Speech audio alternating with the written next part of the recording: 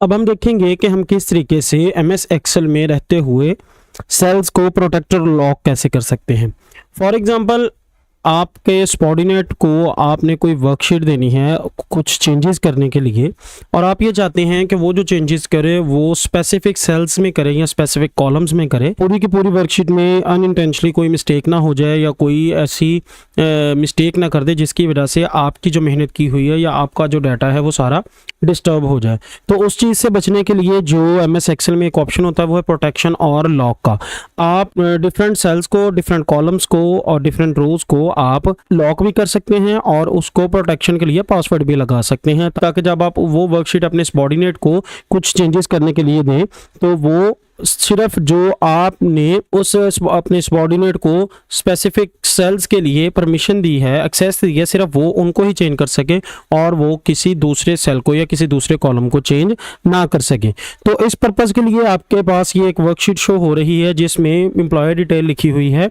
अब एनुअली जो इंक्रीमेंट लगता है और जो प्रमोशन होती है उसके अकॉर्डिंग 15% जो है वो हाइक के साथ जो प्रमोशन हो रही है उसकी बेस पे अब ये डाटा सेट जो है वो ये कह रहे हैं कि इसमें डेजिग्नेशन में और फ़ोन नंबर जो हैं वो चेंज कर दें और बाकी डाटा जो है वो चेंज ना हो। तो उसको हम किस तरीके से इस वर्कशीट के जो डाटा सेट है उसको हम कैसे लॉक कर सकते हैं और कैसे प्रोटेक्ट कर सकते हैं पासवर्ड के साथ, ताकि आपका जो सबऑर्डिनेट है बस जो एक्सेस आपने दी है सिर्फ उन्हीं को चेंज कर सकें। सबसे पहले आपने क्या करना है, ये जो कॉर्नर है इस पे क्लिक करते हुए वर्कशीट को सारी को सिलेक्ट करना है। सिलेक्ट करने के बाद किसी भी जगह पे आप राइट क्लिक करें और राइट क्लिक करने के बाद फॉर्मेट सेल पे क्लिक करें। फॉर्मेट सेल पे जैसे ही क्लिक करेंगे आपके पास ये फॉर्मेट सेल का जो पॉपअप पेज होगा इस पे नंबर्स की सेटिंग होगी, अलाइनमेंट होगी, फॉन्ट होगा, बॉर्डर, फिल एंड प्रोटेक्शन। आपने प्रोटेक्शन में जाके पहले सारे सेल्स को लॉक करके ओके कर देना है। लॉक कर दिए। अब ये सारे के सारे सेल जो हैं ये लॉक हो गए हैं। अभी इस पे पासवर्ड नहीं कोई लगा, प्रोटेक्शन नहीं हुई, जस्ट ये लॉक हुए हैं। अब आप ये चाहते हैं कि आप डेजिग्नेशन और जो फ़ोन नंबर वाला जो कॉलम है इसको आप सिर्फ अनलॉक रहने दें और बाकी जो है लॉक कर दें, क्योंकि डेजिग्नेशन और फ़ोन नंबर में आप कोई चेंजिंग करना चाह रहे हैं।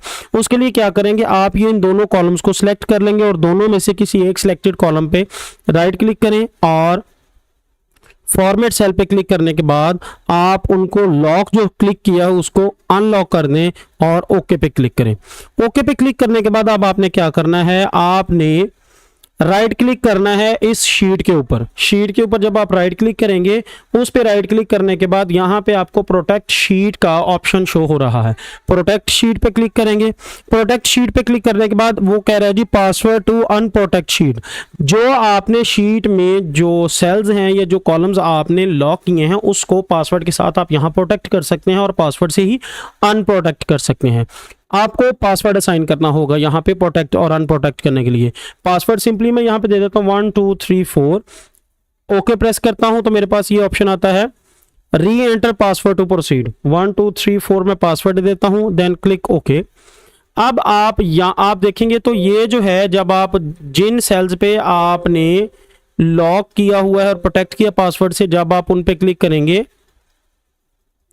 तो आपके पास ये एक एरर शो होगा जो ये कह रहा है the cell or chart you are trying to change is on a protected sheet. To make change unprotect the sheet you might be requested to enter a password. Okay पे click करेंगे। इसका मतलब ये था कि पॉपअप मैसेज ये कह रहा था कि पॉपअप एरर जो है वो ये कह रहा था कि ये जो सेल आप ओपन करना चाह रहे हैं, इसको एडिट करना चाह रहे हैं, ये प्रोटेक्टेड है पासवर्ड के साथ, आपको इसको अनलॉक करने के लिए आपको पासवर्ड रिक्वायर है।